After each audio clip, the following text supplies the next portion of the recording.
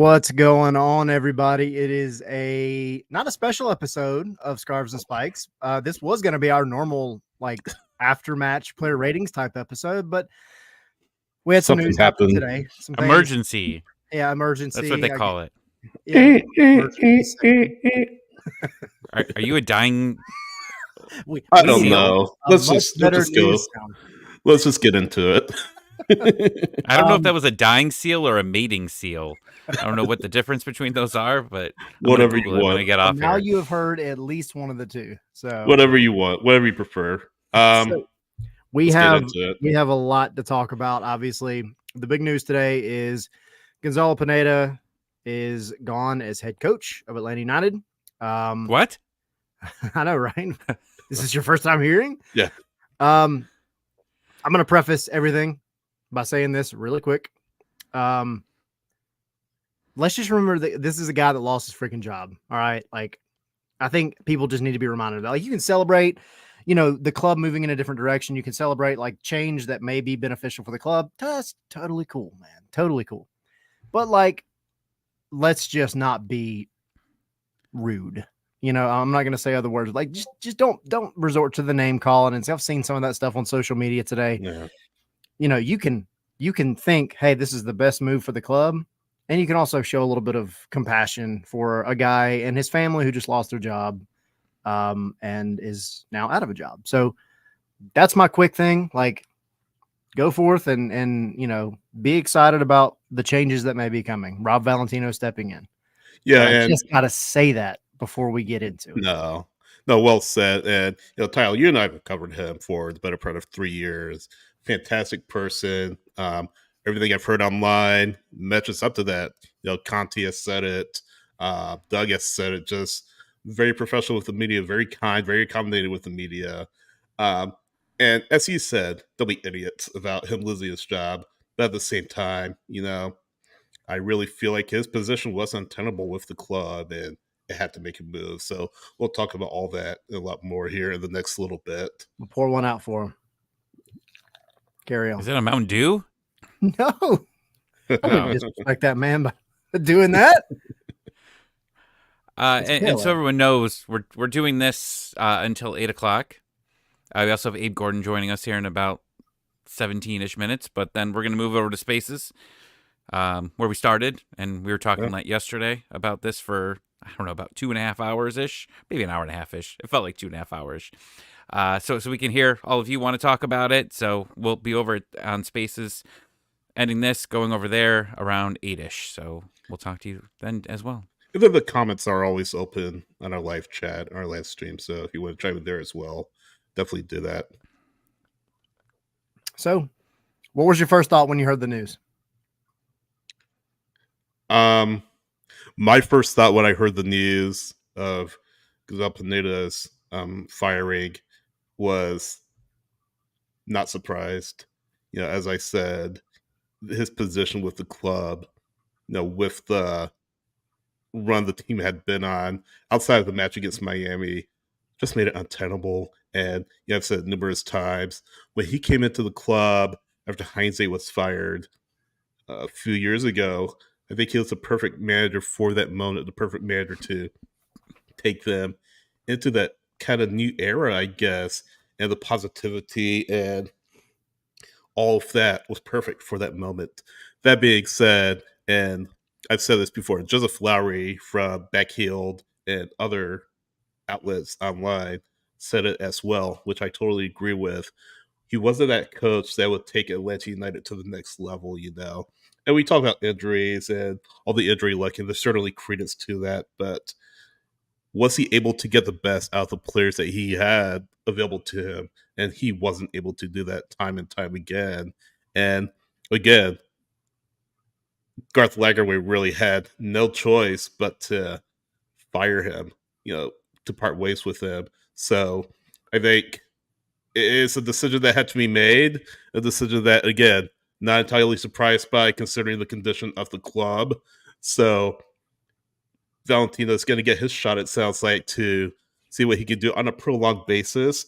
But now, a new era for the club, fifth manager in the last 8 years of existence. And going to be interested to see what direction Garth Lagerwey takes as this search takes place, guys. Did Diop say the same thing? Wasn't that didn't he have an Instagram post a while ago where he made a comment that he might not? I don't remember what the comment was. It was something Basically similar to that what you said, he Sydney. might cost Atlanta trophies. Yeah. Damn. I mean, that guy wore some cool clothes though. But yeah. I wasn't shocked, but I could tell you that I think a lot of fans were, because everyone that we had in Spaces last night, I asked them the question. I asked them two questions. One was, is tomorrow the day? And then a couple people were pushing, saying maybe Tuesday. Okay, is it this week? Like, let's just get down to it. Is this week? And almost everybody said no. They didn't think it was going to happen because of what Garth Lagerwey said on 92.9 on Friday. If you listen to him prior to the match, he's been doing the pre-match interviews with Mike and Jason at home. He did that interview, and it's still, he said that he moves at a slower pace than what others are comfortable with, but that's what he does. And I think everybody was like, no, this isn't going to happen. I had a feeling that if it was going to happen today, just because, I don't know, it's another home loss. If maybe it was an away game, maybe I wouldn't have been as sure, but you can tell the fans were turning, and I mean, it was really it's getting really aggressive online. Like you said yesterday, there was a lot of it was just, we need to make a change for a while, right? But yesterday, especially on social media, it got really aggressive. I mean, fans were just kind of done. And we've been saying this for a while. It's a business, right? And at some point at a business, you are going to start costing yourself fans, right? And how you look, and how you look on internationally, when you got empty stadiums, you got fans booing, which you've had both of those. I mean, people have said crowds have been smaller. You're seeing fans giving away tickets left and right. You need to give the fans something to believe in. And right now, Rob, like we said, probably isn't going to be the answer, but it's something different. And I mean, a lot of people were calling out Garth yesterday, saying, how has he not made the change yet? And that was the first real time where I saw people going, does this front office not care about us? Yeah. Tyler, what did you feel? How did you feel when the news came out? Were you surprised, or? No, I wasn't surprised. I think, the writing has kind of been on the wall. I don't think you can, in any sports franchise, whether it's soccer, basketball, baseball, whatever, you can't have the performances that you've had and then publicly still say that you want to be the team that Atlanta United publicly says that they want to be. So something had to change, right? I mean, the roster has changed over the past couple of years. Garth Lagerwey talked about it today with media. We were on there with him, which we'll chat about as well. And just, how the roster has gone in the right direction, he believes. And I think a lot of people believe that the roster is good enough to be much better than what they've gotten out of the past few months. So it didn't come as a surprise, but and I see some people in the comments that are saying some things, that kind of echo, I think, the way that I felt was like, man, it sucks for the guy. Again, I've said it on here before. Like, if Gonzalo Pineda were like a douchebag, stuff like this would be easier, but he's not. He's a good guy. So, I feel for him. I really do. But also, as a fan of this club and as somebody that covers this club, I expect better. And as a fan, I would demand better. And I think the club sees that very obviously, and they've seen it for a while. It sucks, but it wasn't surprising at all. Right. So obviously the club needed to find a new coach. And one thing I want to get into, and Tyler, you were on the press conference call, and I was listening in online, but Ariel mentioning, the coaching search, and Garth said, hey, we're going to have, this group. Don't know how big this group is, but we're going to have this group that's going to lead the coaching search. He's obviously going to be in charge of it, but he's going to have a group around him. And Doug asked him twice. I think Mike asked him as well. Is Bocanegra going to be part of that group? and he didn't answer the question straight on. This isn't about Carlos Bocanegra. This is about Gonzalo Pineda.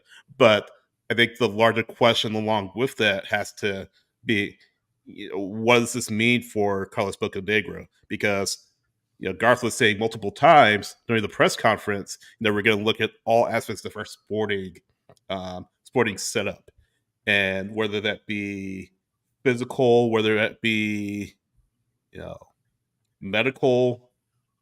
I would imagine certainly that include technical. That will include Carlos Bocanegra's position. He did say that it wouldn't make sense to make a move with the summer window coming up. But at the same time, you have to think that Carlos Bocanegra, and again, this isn't about him wholly, but you have to think that Carlos Bocanegra is in borrowed time with his club, don't you think? I mean, I think it's going to be one of those similar situations to what's kind of happened in the past couple of months with Pineda. Like, his guarantee contract runs out next year. There's still time for him to do some things to I don't want to say save his job, because it's not like Lagerwey came out today and said that his job is in danger. But to answer the original question from Ariel, yeah, I mean, he very adamantly did not give a direct answer to that question. But he did say that, and I'm going to put the article up. I'm going to just post it in the chat. Y'all can go. It's kind of a little thing I did, just covering all the stuff that he said, that Lagerwey said today. But he essentially said everybody's being looked at, right? Yep. Everybody, players, staff, himself, everybody. So I think that right there tells you enough to, like, you can read between the lines, but he is not accepting of being anything less than championship team.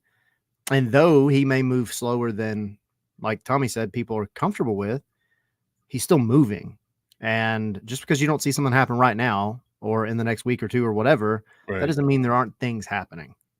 Right. So Pineda, I mean, he came into a rough situation. He had some really bad teams. He had some great teams, and he had injuries as well. But a lot of this, and John put it in up here a little bit, the 2020, 2023 teams, there's a lot of damage that was because of the contracts that were brought in before Garth Lagerwey came in, right? And that, again, was before everything was upgraded, scouting, all of this. So Pineda came into a hard situation. He came into a big club, but the big club was having a lot of trouble, and a lot of that trouble was because of how this roster was made up. And you've had to clean up this cap for years and years of all the mistakes that you've made. And, now is the first year where you're really getting in and saying, okay, we've got a little bit of depth here. We're going to judge him a little bit more, because people have been calling for Pineda. I mean, this isn't a new thing. People have been calling, calling him out for years, right? And now, I guess for me with Carlos, and I think it's just with a lot of people, it's been so much, right, for so long. But like, you haven't seen Boca out very much at all. Right. Even with all the losses, because the signings, at least that we keep telling ourselves, have been good. So I today, this was the first time today where I was like, oh, maybe he is gone. And Zolf, we've had this conversation. You blame Eels more than Boca. I mean, I think for Boca, I think that he needed a mentor. Is this his first real job doing this? And he didn't really have that. If Garth would have been here the whole time, they could have worked together, and Garth could have, got him up and going. But today, for the first time, after hearing that and seeing the void, the questions, like, if we asked him, if you two were on the call, if you said, hey, can I be part of the coaching search? He would probably say no. So it was playing. Keep asking the question over and over and over, and see if you get a different answer. And everybody at the end of the call said, oh shit, what's going on with him? I read that line 10 times, and then I texted it to you guys, and I was like, am I reading this too much? Like, the answer's a simple yes or no. Right. I mean, it's easy just to say sure. Yeah, he's part of it. So when you look at the signings, like, no one's going to say Yorgos Yakimakis, and Tommy, you just mentioned it. No one's going to say Yorgos Yakimakis is a failed signing. No one's going to say Bartek Sliš so far has been a failed signing. He's been terrific. No one's going to say Stan Gregerson has been a failed signing. He's been really good. And yeah, Dylan, sorry, I don't know how to pronounce your name. I'm sorry, but I see your comment. No, I was going to say those guys I mentioned are good or were bad signings. They were. They're really good signings, and they've proven that they are very good signings as of this point. That being said, you can't fault Bocanegra for that. So you have to take the good with the bad. That being said, it's coaching. It comes out of coaching. Who is going to come in and get these guys playing cohesively, unified? You know, you talk about half chances and close calls and all that, but that's not good enough. They have to win games. And this isn't a bad team per se. It's just that it just hasn't come together completely. And I think the coach certainly has a say in that and certainly has a role to play. People are saying book it out because he's the next scapegoat, you know? And that being said, Lagerwey made it clear by his, I guess, his non-answer to Doug's question and Mike's question that, you know, Bocanegra kind of needs to step things up himself to some extent, or he'll be next out because his contract ends not the end of this year, but the end of next year, as we mentioned before. So, you know, I'd be very cautious if I were Carlos Bocanegra personally, and you know, be very careful of, you know, the signings that I bring in. They have to be on target. They have to be not home runs, but they have to make this team better in concert with whoever they bring in as head coach. So that's where I'm at. Again, this is a Carlos Bocanegra show. This is a Gonzalo Pineda show, but again, those two days kind of go hand in hand. Yeah. And I think when you look at just the way that Garth has operated in the past, first of all, like we haven't really even mentioned it yet, but you know, Rob Valentino is going to get his shot. And Lagerwey made it very clear that they're going to give Rob whatever he needs. Mentioned even possibly hiring or bringing on, or you know, giving somebody a promotion, but somebody's going to be a new assistant coach. Likely, wasn't said specifically when or if, but it's definitely a possibility. He's going to have the opportunity, and this is eerily similar in many ways. There's some differences, but this is eerily similar to the same exact situation that Lagerwey was in back in 2016 with the Zombie Sounders. With, you know, Siggy Schmidt was having a rough go. He got let go through the season, midway through the season. Brian Schmetzer was brought on. He was the assistant coach, was brought on as the interim head coach, made it to the playoffs, got hired as the permanent, and then won MLS Cup. Now, I understand. Well, Schmetzer was a head coach, though, before that. Schmetzer was a head coach in USL before that. Yep. I get that. So that's what I'm saying. There are differences, but Valentino's had his little stint. Valentino's also had, you know, interviews. So clubs look at him as at least enough to give the time of day. But, you know, I just think you got to let the guy have a shot, because if he knows the league, he knows his guys, and he is one of the ones out there every training session that we get to listen to and watch who is he's vocal, he's loud, he's running a lot of the training in terms of being the guy that's kind of orchestrating things. He knows what he's doing. And yeah, and Zilf said, I wish Valentino the best, but I don't see it. So let me jump in. Either. Let's not become, and I'm not saying you guys are, let's not become prisoners of the moment and say, oh, Valentino. That's what we do. No, I get it. I certainly hope Rob Valentino comes good for this club, and the small sample size that we have has been decent. That being said, Tyler, you just mentioned Lagerwey in Seattle with Metzer. I hope that fans won't assume that that's going to be the case in Seattle or here in Atlanta like it was in Seattle. So I just want to, we just have to quantify that. Again, if it's Rob Valentino, all for it. I'm all for it. But if this team kind of limps into the playoffs, he shouldn't get the job. But you have what I'm Playoffs saying shouldn't is, be the. Go ahead. yeah, but you have somebody who at least is competent enough to say, all right, well, here's the club. Do what you can with it. It is an uphill battle. If you make it, you're seriously going to be considered. But if you don't, it has now given us time to find the actual replacement. And I see people are like, we got to go get somebody right now. I do understand that. That was one of the questions that I wanted to ask that Mike kind of jumped in and asked during the press conference. But like yes, you have tons of talent, tons of coaching talent out there right now. But you don't want to rush something just to rush it. I get why you would want to go after some of the names that are out there, and I'm not opposed to it. I'm sure Atlanta's going to regardless. Yeah. But that doesn't mean that you can't make it to the end of the season with some success with Rob and still bring on somebody in the offseason. It sounds like from a press release that came out, it sounds like, and I could be wrong, they're sticking with Rob for the entire season, remainder of the season. I could be wrong, unless they find like a home run coach. Am I reading too much? They could get a phone call tomorrow. I think they could get a phone. I mean, they could get a phone call any day, and someone maybe they didn't expect says, "Hey, I want to coach this team." But the point is now is you are a free agent. Atlanta United is single at this moment, right?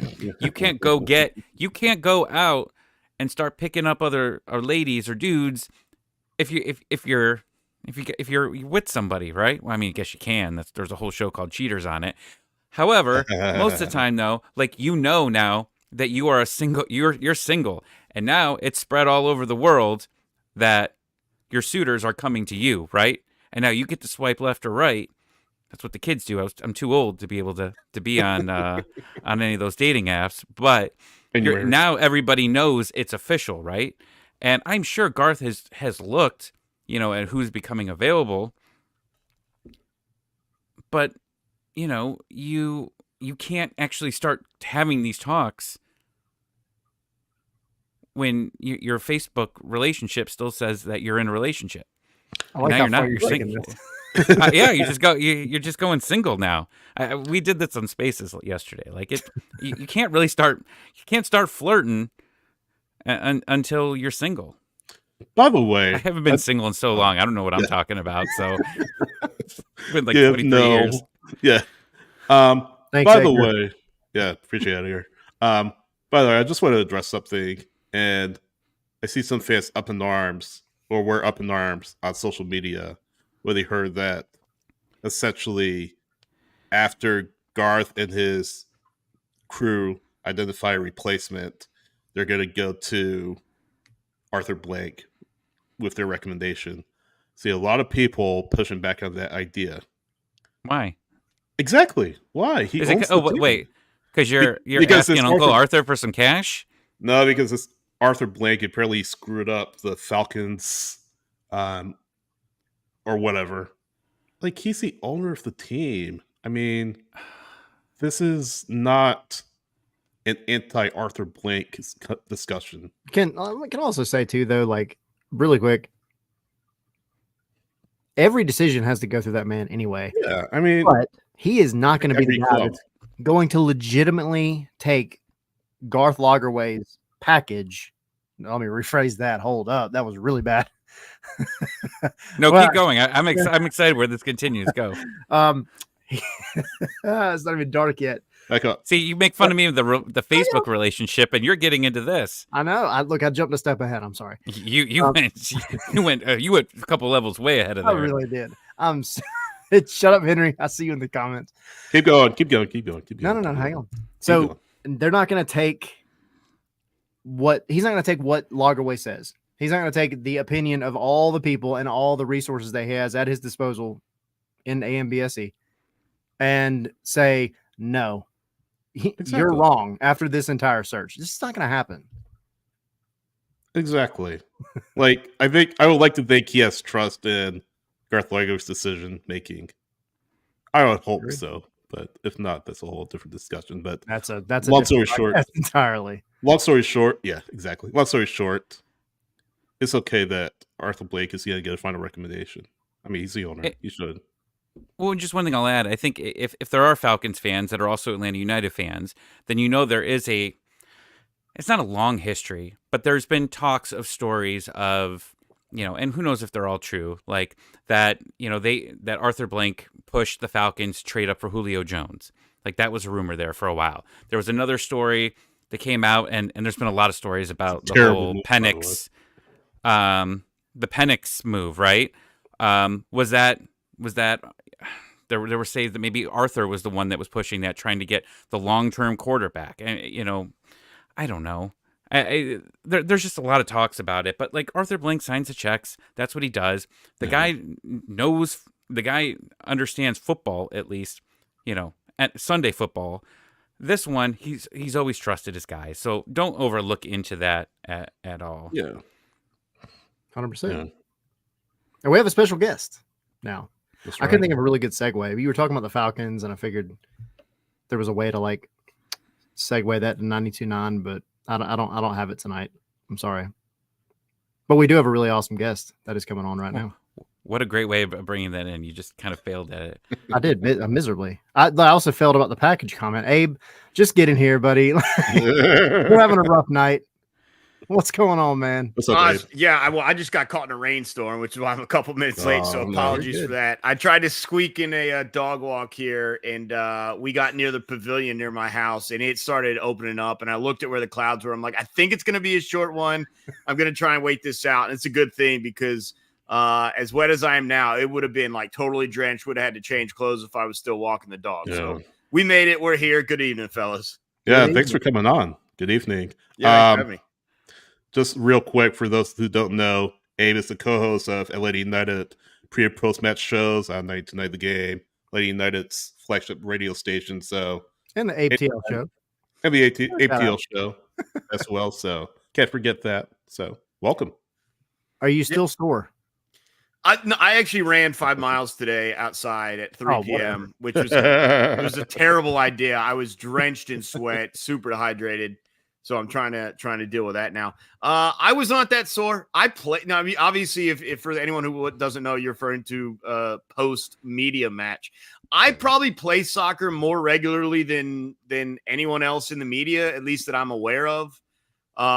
So like I'm kind of used to the bumps and bruises. So I was actually pretty good. I was pretty good. It was much better than last year, I will say. Last year was miserable. Yeah, the temperature last year was probably like 93, 94. I actually thought they were going to cancel it last year. Like, to be honest, I thought it was going to be so hot that day that they're like, we can't put all of these out of shape, like media buffet eaters out there. So I thought they were going to cancel it last year. I was happy they didn't. I was told we were playing full field this year, which got me very excited. Unfortunately, that wasn't the case, but I'm going to still keep bugging Johannes and see if maybe we can stretch it out next year. I like the Atlanta versus Charlotte media idea that Jason had. Yeah. Yeah, I mean, I only know a couple of people in the Charlotte media. It would be nice to get a rivalry. The only problem is who really travels. Like, how many people would be willing to travel either from our side there or their side here? Yeah. But it would be fun. It would be fun to have some sort of now. How would that work? Would we have we can't have as many people as we suited up, and we got to go through a tryout session of some sort. I mean, we gotta draft that out.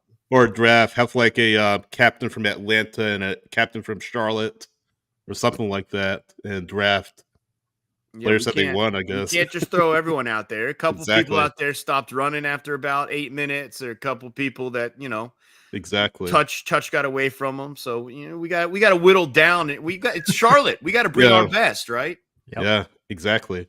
So we got to ask you, I mean, you're with the flagship station and all that, so you hear all the criticism of Atlanta United, the good, the bad, the ugly, all of that.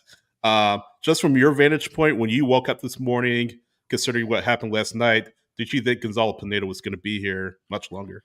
Yeah, we've been saying for almost a month that, with match compression and the schedule Atlanta United's playing in, you're probably not going to remove Pineda until now, when you have 12 days of break and you can kind of institute a couple of new ideas. So the timeline never changed in terms of if you're going to do it, now is the time.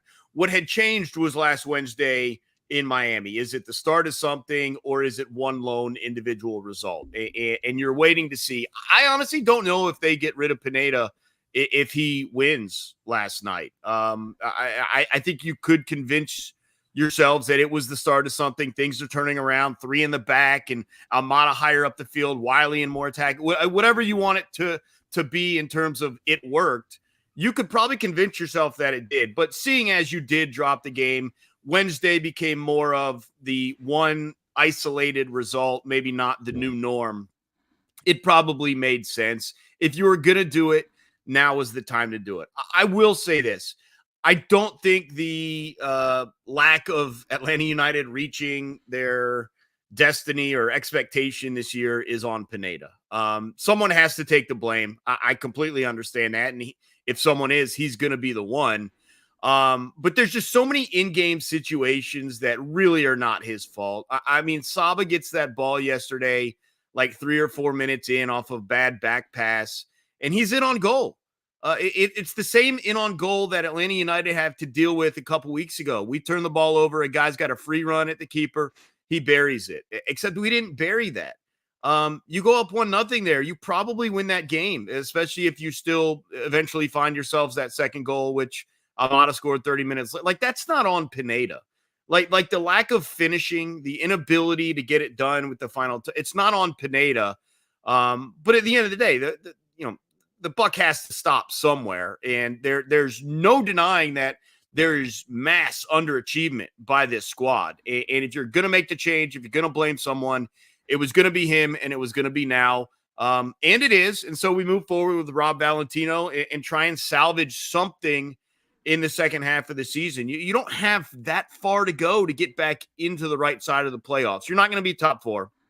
I think we understand that. But if you can get into the playoffs, I mean, you took Columbus to a 3rd game last year. I mean, who knows what happens? But, the decision had to be made. I think we all agree with it. We all love Gonzalo Pineda. No one is glad to see that guy out of here, unlike a couple of previous coaches. But that's the business at the same time. It is results based. And if you're not getting the results, you can be the nicest guy in the world, but they got to cut the cord at some point. And now seemed like the right time. I don't really have any issues with the timing of it or the decision. It's just tough to see that guy go because you do like him. And when you talk about, I heard you guys talking after the game yesterday, and then I heard Pineda talk after the game as well. You're talking about the XG and just not being able to perform up to it, right? I felt that way for a while. And then there was like that 3-game span where you weren't getting any shots at all. You weren't getting in the zones, anything. And then the Miami game happened, right? And the XG went up. And the XG was up a little bit yesterday as well, right? I mean, I think they beat them by a lot yesterday. But still, I mean, you don't get the results. And we've been saying for a while, in any other sport with this type of run, they're probably gone a little bit faster. Yeah, well, a couple things here. I hate XG as a stat. Like, it's the biggest issue in the world that I can go onto various different soccer websites that all have different XGs. Like, what is that? Like, it's so very clearly the stat is imperfect. To me, it's more about just you see when you guys all know what you're watching. When we see an opportunity that doesn't get finished, it's like, man, that should have been a goal. Like, I don't really care if XG says it's 0.8 of a goal or 0.3 of a goal. We know when we saw Saba running in on that needs to be a goal. I don't care what the XG is, needs to be a goal, and it wasn't. So I do agree with you, though. There was all this push and momentum of look at all these chances created. Then there was that stretch. You're absolutely right. There was like a 3 or 4 game stretch where it did start to go the other way. It probably started with Cincinnati. Certainly DC United was in there as well, maybe even Minnesota. But you did start to play a little bit better, even though you didn't get the results after that. The Nashville game looked a little bit better as well. But yeah, you're right. I mean, it kind of came up for a while and then went back down to where that wasn't part of the discussion. Yesterday, it was part of the discussion. And ultimately, because you're firing him after that game, most recent, I think it does pinpoint things. But to me, there's just so many things. And by the way, it's not just the lack of scoring that's on the players and not Pineda. Like bad passes in the final, in your defensive third that immediately leads to a goal, that's not on Pineda. I had someone ask me, you remember that short corner that eventually led to a 90-yard counterattack? At this point, that moment in this season is what broke this team. It was. No, I don't disagree with you. But I had someone reach out to me is like, they're trying to blame Pineda for that. Like, did he call that from the sidelines? I'm like, you mean, did he call a bad pass on a short corner? Like, no, I don't think that's so. There are those moments. And the other issue for me is, and I'm not saying the players are mentally weak, but the inability to score and like hold that lead for more than 10 minutes, like it just so often you would score and in 6 minutes it's been equalized. And that was such a real problem. Honestly, if I'm going to criticize Pineda for anything, it might be that. It might be the inability to lock in and focus after you've done something well. That's as big a criticism as I really would have. Most of the rest of that falls on the players for me. And that's been since 2021. Yeah, it's not new. It hasn't changed. And I guess and you bring up a good point there. Like a lot of the things that we've said that just keep happening. Yeah. I mean, it's just year after year after year with him. Now, does it all change when Rob comes in or someone new comes in next year with the same players? I don't know. Like, I guess I don't fully. I mean, you see that a lot. Like in the hockey, next 6 weeks are going to be an absolute mess. I mean, between the potential sale of Gigi, between guys being out for the Olympics, other international breaks, I don't know what's going on with Stian and his hamstring. You're going to, that whole premise of 8-3, 9-2, like that's going to be out the window. Schleich is gone for a month. Amada's gone for a month. Gigi might be gone for good. Stian, I have no idea. Caleb Wiley's going to be out through the Olympic. Like it's just a mess. It's going to be impossible to grade Rob Valentino at the start of whatever this second half is going to be for him. It would be impossible to really grade him on a level scale if he had his players, but it's going to be such a mesh with the terms of roster turnover and where you're going. Like, yeah, you'll probably have some center backs. Like we seem to have plenty of those, but the rest of the roster is going to be a mess. I wouldn't take too much into probably until at least the road game against, I think it's a road game against DC United, like a couple games in. You're just not going to have your players. It's going to be, and other teams are going to have some of that issue, but it always feels like there's more for Atlanta United. And certainly if you add the GG sale or potential sale on top of that, it's going to be a mess for Valentino. I kind of feel bad putting him in this spot. Unless he wins. Unless he wins. then everybody's Lagerway's a genius at that point. Right.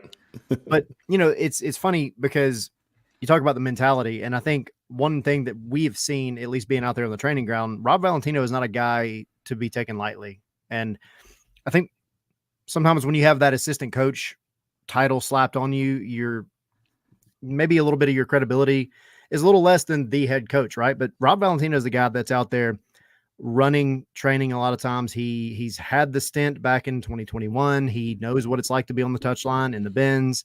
So I don't think he's going to let the mentality thing continue, but also if you go with what Lagerway said today, which was everybody essentially is being held accountable and everybody's being looked at, you got to think that you might start getting something extra out of some of your players because the boss is saying, we're looking at you regardless. And if Valentino can capture that in a bottle and carry it forward, then you might have a chance of making something happen. Yeah, I've never liked that comment or that discussion, and I'll tell you why. I refuse to believe that these guys have reached the level that they're at by being lazy at any point in games and matches. And we have this discussion. Look, most directly we hear it in the NFL when a coach gets fired and you get the everyone's playing for their job discussion. And I understand the premise behind it, but I just feel like they've been doing that anyways. I don't feel like they're all of the sudden gonna. Now, they might be asked to do a couple different things tactically on the field, and you maybe can maximize differently. There's that discussion. But in terms of like, I'm going to try harder now that Rob Valentino's on the sideline, and it's not about him or Pineda in this discussion. It's in every scenario. Nashville guy got canned, right? Did they try harder for their new guy? I just don't buy into that. I really don't.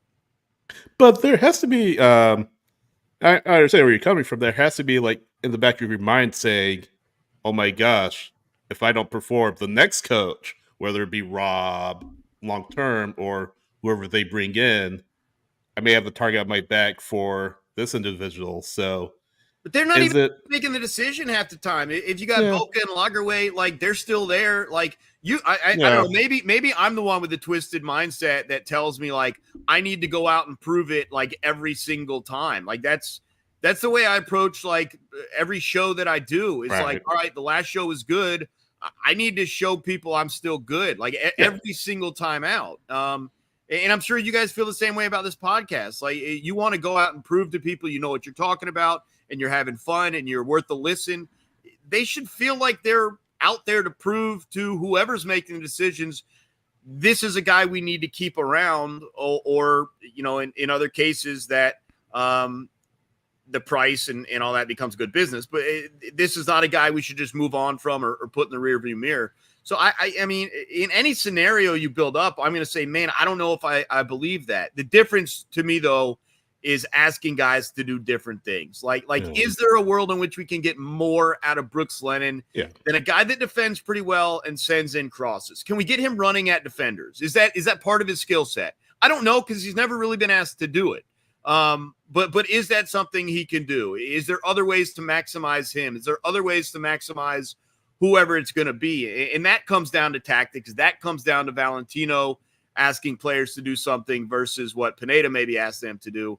But the effort, the effort was there. I never felt this team.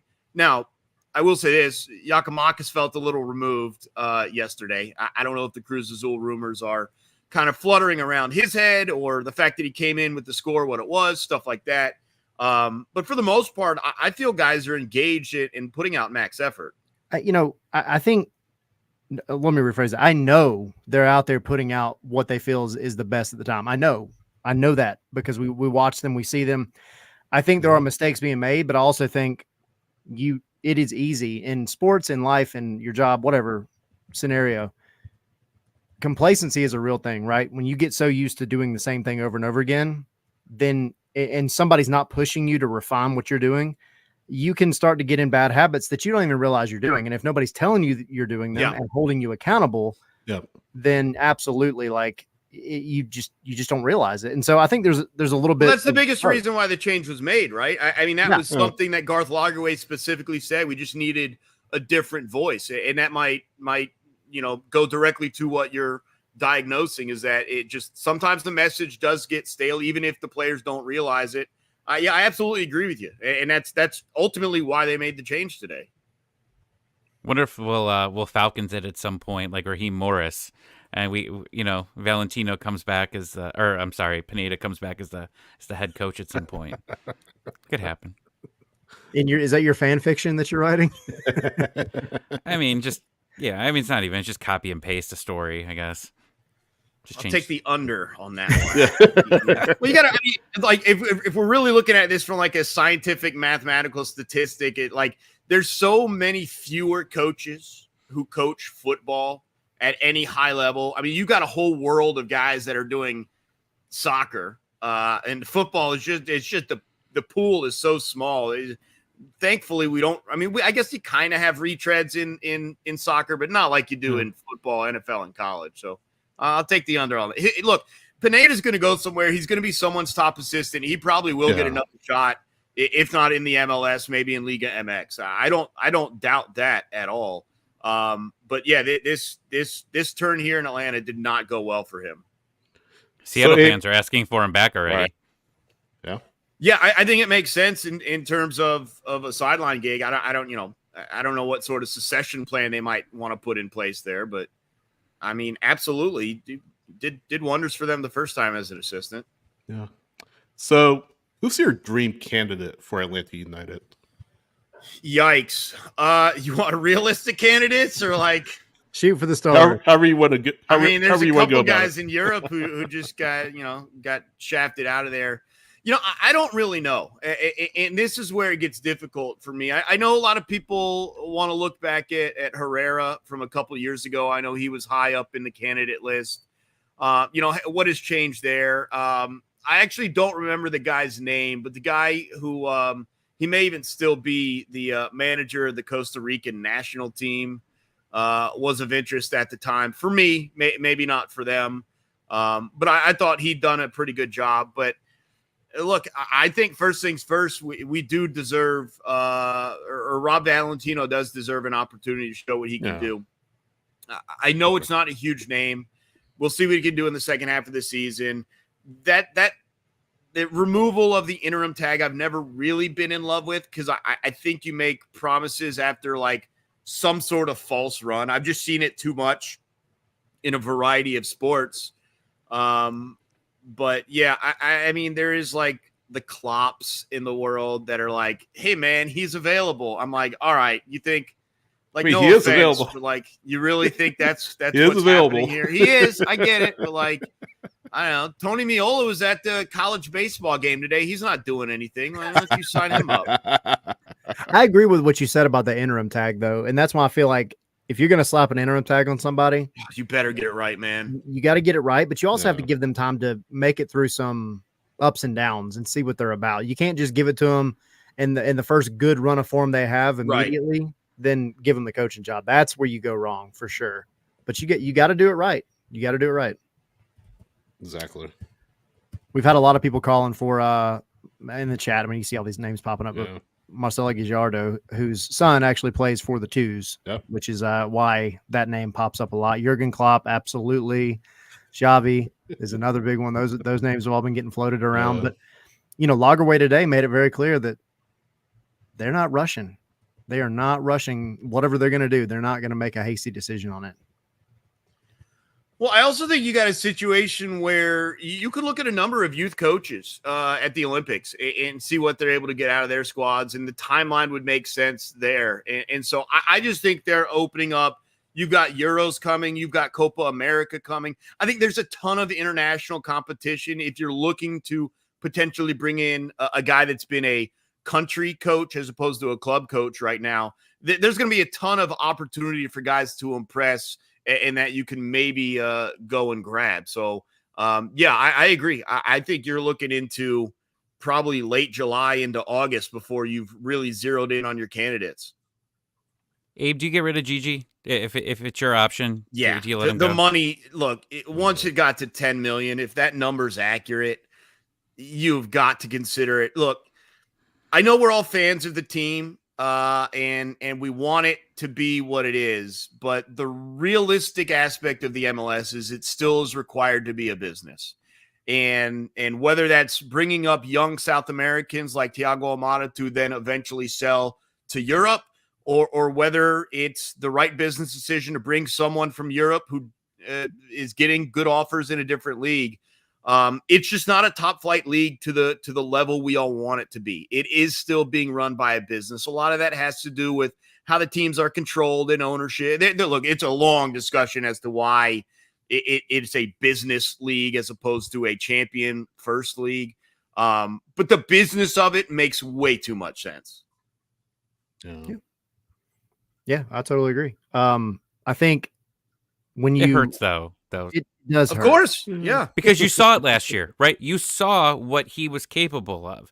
But when you look at it, you just know, like, you're getting offers here. Joseph Martinez, when he was, club favorite, I mean, people were arguing whether he should stay or go. But, like, we all knew, like, his career was kind of done, right? Yeah. It was going downwards. Him, with Giacomakis, it's there. It's just he can't stay on the field. So, like, that's it. That's the only reason why I just keep telling myself, like, you don't know. This could keep happening, for years. Just let him go. You got the money, go. You've got a good system right now. You've got good scouting. You're getting great players to sign up with this team. And now you can have a new manager that can pick all these DPs out. I think it works out well.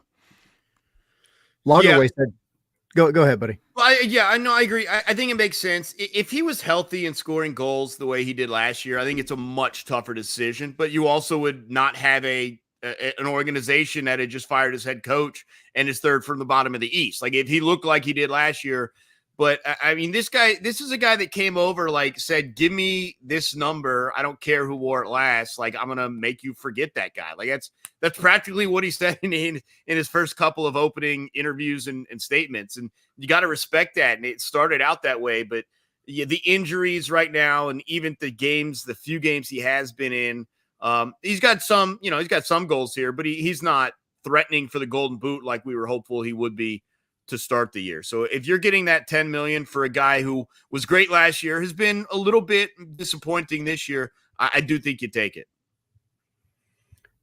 Lagerwey came out today too and said that they're not in a way where they can make moves in the summer as of right now. He said they might hit on some fringe players. They might do some things, just some minor, I guess you could call them moves. Clarify, do you say fringe or French? Are we getting some French guys in here? No more League Two guys. Okay. Fringe, like on the putting green. But he did say, that if a DP spot came open, essentially, then absolutely. Then of course you have some leeway. And I think everything that all of y'all are saying, $10 million, you've made a profit if that's what you care about. Yeah. But the guy is also going to go where he wants to go. That's a big deal. Lagerwey said he wants people who are going to want to be here. And it gives you freedom to make some kind of move in the summer to possibly, along with maybe the new coach bounce or whatever, make a very, very difficult run at the playoffs. Yeah, I mean, in terms of the playoffs, for me, it's just get in at this point and see what can happen. Like realistically, I didn't have a ton of hopes last year, but like end of the day, you took Columbus to who ended up winning the whole thing. You took them back to their place and made it competitive. So I hate to compare it to other like teams that have failed in the playoffs, but like.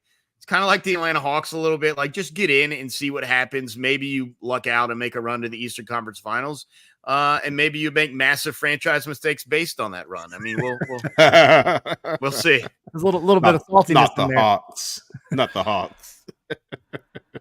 No, I mean, look, when you look at the transfer window, it's going to be really interesting. And again, this goes into this like 6 weeks or 4 weeks, whatever the number is, because I think there's a possibility that we never see Thiago Almada again. I know the transfer window's kind of caught in the middle of the Olympics, but there are murmurs out of Argentina that he could end up being the captain of that team. And if he runs through the Olympics in a way that he hasn't necessarily performed for Atlanta United this year, I mean, what's to say the number that they need to make, again, a smart business decision, no matter how much we love Thiago or want him here, if they get the right number, at the end of this window, at the last week of the Olympics, and someone from Europe comes calling, you have to consider it. And at that point, you'd have 2 potentially DP spots open, and then who knows what the plan is from there. I think the big thing is have a coach in here that can kind of help that along, right? Because you know what happened with Aruju, or I guess Barco to some extent, and then you had 2 players playing really in the same position. I think that's because they didn't really have a coach at the time that Barco or Arujo came in, so they kind of stuck there. So I think they need to be very careful they don't get a situation like that again, especially with them not with a permanent coach. I think that's the big thing as they look to fill possibly these DPs. Or honestly, there's always a possibility that you just bite the bullet without DPs until the next transfer window open. And obviously that's going to mean disaster, most likely for the second half of the season. It probably is going to be a nightmare for Rob Valentino in terms of trying to get the interim head coaching job. But look, if you have to go with TRA and Jay Fortune in the midfielder, whatever, Nick Firmino can add him in there too. If that's what you have to do to just get through the season, and then you have 2 open DP spots after the year, then maybe that's what you do. Again, it would be very tough for fans to deal with, very tough for Valentino, who's trying to make his name and get a job. But if that's how it plays out, because you got to remember, if Thiago Almada moves, it's going to be probably right near the very end of that window. And I know you would be talking and have been talking in certain situations, maybe prepared for it, but man, you just don't have a lot of time to bargain at that point. And Zilf is in the chat, and he keeps talking about saying over and over, why would a guy come, one of these big coaches come to a 13th place team? Next year, we've been talking about it, and Garth said it today. We don't have a lot of cap room right now. Unless you move a DP, you could bring a DP in, but you are getting a lot of cap space, right? You can get guys out. Brad Guzan likely gone. Ronald Hernandez, like those are 2 high salaries there. Maybe Luis Abram, you move on from him at some point since you have this depth at center back now. You can make room and have a new guy come in and basically help mold what his team is going to be, where you can't say that with a lot of MLS teams because they're tied up in a ton of contracts. This is like the perfect time next season to be able to rebuild the team and whatever image of whoever's coming in. Yeah, and there's a lot of different reasons that Atlanta United is a draw. I think the fan base is one. I think the fact that you play at the arena that you play at is one. I think that you, despite the struggles of the year, you look at how many times Atlanta United has been isolated as a nationally telecast game. Like, I think there's a lot more reasons than just the team's not winning right now as reasons for interest. It is still one of the more powerful clubs in the MLS. Yes, it's not, they're not playing very good right now. Like, there's no batting around that, but there's a reason people still know the Atlanta United brand outside of the United States. And they've done a great job building that up. That's not gone because you struggle 1 year or 2 years or have a head coaching carousel. That's still there. And I think that does play up. It might play up more for the South or Central Latin American contingent as opposed to necessarily in Europe. But I still think that's a real selling point. It is Mercedes-Benz Stadium, the fan base. I mean, that's one of the biggest draws that Atlanta has, period. Yeah. It's not just the stadium, but it's the fact that they're putting up, European attendance numbers, like beyond what most European and South American teams are doing. Big time players want to play in front of that kind of crowd. They don't want to come from a league where they have been, the guy for however long, and they've been packing out stadiums to play, on a baseball park in New York City. Like, that's not what they want to do. So you've got the Benz. And I know we talked a lot about, right before you got on, we talked about Carlos Bocanegra, but I think that's where Carlos is kind of your trump card, because we talk all the time about, the 2020 season, 2021 to a degree, 2019, and dismantling the 2018 team and all that stuff. But the guy has consistently gone out and found some of the best talent and convinced them to come to Atlanta United. Sure. Now you have Garth Lagerwey, who has come in. He's put his stamp on the way that this front office runs, given them a little bit of a, let's say, set of guidelines. And instead of saying, hey, go out and find somebody that's great, he said, find somebody that's great within these parameters. And I think that's where you're seeing some of the talent that's coming in that's fitting into this system a lot more. Well, a couple things. You got to remember how strong a run of acquisitions they've had in Boca. And look, not all of them worked out. That's the other part that you have to admit. Not all of them worked out. But, let's not pretend like Pity Martinez wasn't looked at as possibly the biggest acquisition out of South America in MLS history. I mean, the facts are the facts. And did it work out? No. He was a disappointment. We're not denying that.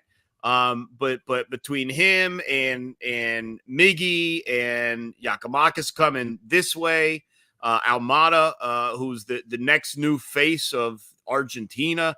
I mean, you could argue that in terms of notoriety, their acquisitions have been as strong as anyone else in MLS. The question is, and Messi aside, I think that stands on its own. But yeah, that's a different conversation. The question is, they're not necessarily always performing at that level.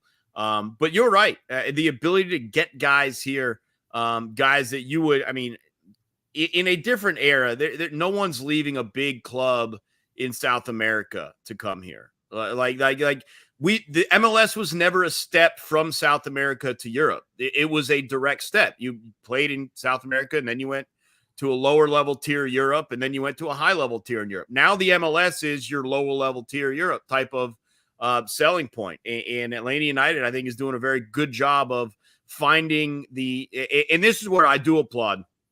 I'm way more in favor of like finding the young, good up and comer than I am the guy out of Europe that's kind of on his last legs. I know we've got like Olivier Giroud coming, and you know, like it works when it's Messi and he's like still the best player in the world. But there's plenty of examples of guys that came over that either one didn't care, or two just didn't have it anymore. So I like the route of an approach to talent acquisition that Atlanta United has taken. I mean, again, quite frankly, they have done a really good job. It just hasn't always worked out. And you're seeing those problems now with Miami, right? I mean, they lose to Atlanta United, a bad Atlanta United team. Yeah. And then what the score against St. Louis was 3-3. Yeah. And this is June, right? Wait till you get to October, November. Like these guys are going to need a lot of ice baths. If we're going to be honest, like no one in MLS can do what Miami did because they'd made up their own set of rules for Messi when he came over here. And they just kind of allowed him to bring all his buddies to sign all these deals that they would never sign with any other MLS club. Like it really is kind of nonsense in terms of how they played that out from a financial perspective. Because it's just not realistic for any other team if it weren't Messi. I mean, again, they practically changed rules to allow a variety of contracts and terms and all that stuff. But we'll see where they are at the end of this thing. I still agree with you. I think the season's going to catch up with them. Their lack of defense is just so dangerous. If they ever get to a point like we saw against Atlanta where they don't finish every single chance they get, like they can't stop anyone, man. Like it's pathetic. Giant gaping holes all throughout the pitch. They just don't move like they used to, which is fine, you know. But yeah, you can start off top heavy, but you're going to fall apart at the end of the season. Exactly. So, Tyler, can you outrun Busquets? Maybe, maybe. Give me about 2 months of training, and then we'll talk about it. He's got to. I know Abe can. He's got to take the first month to recover from soreness from last Friday. Yeah, train for a week, and then he'll be ready to roll. Yeah, I'll be good. I'll be good. I just got to outlast Busquets. That's all that matters. Yeah. Well, if we get a full field next year, we can take that first step. Yes, we can. Yes, we can. He really wants the full field because he's going to be the only guy standing. I want space. I want to run. And like also, here's the other thing. I'm sure you notice this, Tyler. The give and goes are non-existent in the media match. Like the return pass never has enough quality to actually get back to you. Yep. When I was running up the right side of the field in the second half, I threw a pass out to Joe Patrick, and he just flung it into the middle of the goal mouth with no one there yet. And I'm like, dude, I'm like hurdling up the middle of the field waiting for a return. He throws it into no man's land. I'm like, yeah, all right, give and goes, maybe not the right mindset. But if we go full field, there's some space. Plus, like, I mean, you saw like it. A couple of us can attack. Like you, Tyler, you took on a couple of defenders at various times. Hate to pick on Joe Patrick, but you took out Joe Patrick a couple times. I appreciate it. If you beat a man with a full field, like you can just open things up all day. So I'm trying to do that. I feel like I'm not in great physical shape, but in terms of like endurance, I think I can still outrun pretty much all of the media. I'll say that. Like, I know we've got a couple fit members, but like, I don't know, like I'm out here doing half marathons and stuff. Like I'm ready to go. Yeah. See if we could get it at the Benz next year. So they told me they were going to try and do that this year. It might have to be like preseason or something. And that came and went. I just can't imagine they're going to let us out there. Like they probably have to have like people working on the stadium in some manner. Now, if they could sell it, you know, we had a couple people interested in coming to watch, even at the training facility. Yeah, they should sell that thing, put it at the Benz, see what we get. They got to fix the water machines first. But they do have to fix the water machines and make sure the ice cream machine is working. Yeah. You know, SKC. Did you not get any the other day? I got like the last couple batches of vanilla, I think. So funny story. I actually rarely get ice cream, even though I love it. I just normally I'm so full on all like the regular food. But I went at halftime, ran to the bathroom, was coming back to my seat, and I was walking by the ice cream machine and I heard something go. Yeah. Look at that.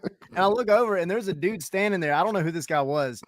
And there was like CO2 and like white mist just flowing out of the ice cream machine. I was like, I think that thing's about to go. That's not how that works. It's the ghost of the ice cream machine. I'll tell you, I was in line behind that guy. Were you? And the attendant came up and was like, "What are you doing, man? That one doesn't work." And she whatever she gave me was vanilla and it tasted fine. I'm still here. So you could have stayed in line and taken your chances. But yeah, someone went up there. You're supposed to wait for the attendant. Someone just went up and started pulling levers, and that thing went poof right in his face. Yeah, he did not have the secret touch. Whatever it was, no, he did not have the secret touch. No, I agree with you. I want to play at the bins one time. If full they field, would baby. That would be so cool, man. Like get even Tommy if you down here to too. the end of a game or something, you know. Set up the VAR. Like, come on. Yeah, please have no VAR. No VAR. No, have VAR. Have VAR. That's what me and you can do, Sydney. What? We can be exactly. We'll be VAR. Got a trophy. Real quick, small world. I had a friend text me, I don't know, a couple months ago, right before the season started, and said, I know a guy that's works for the local radio station in Atlanta, and I used to play soccer with him, and it turned out to be Abe. And then I started listening. I mean, that's just a small world that a guy from Cleveland's doing an Atlanta United podcast, and now my friends have a guy that is working at the radio station for Atlanta United. Nice. And that's how we started chatting.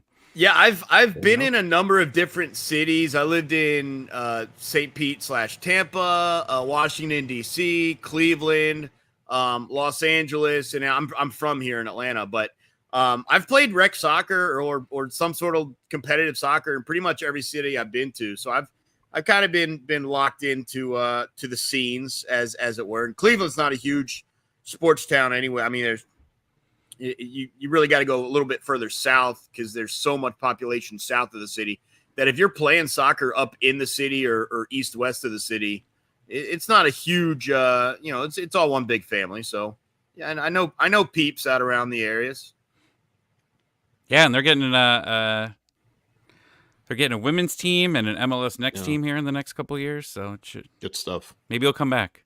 They didn't even play outdoors in Cleveland. Like it wasn't an option. No. It was like, yeah, all we have is indoor turfs, man. I'm like, all right. Because I played outdoors in DC in the winter. I was like, yeah, how much worse could it be? This is like when I first moved there. Like, how much worse could it be than DC?